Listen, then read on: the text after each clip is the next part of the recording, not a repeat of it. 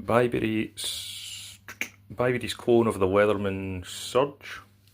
I've had this one on the channel a couple of times. This is the multi-tool that I use for work. Let's give it a little real world test, pulling out some of these old nails from this old timber.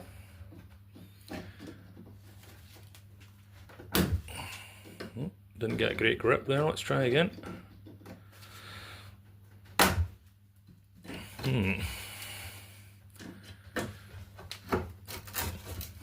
There we go. Success. Easier to do with two hands, but I'm holding the phone to film this, so good job, Bibury. This one I've been using now at work in construction for quite a long time, and it's absolutely bomb-proof, rock solid. Good job, Bibury.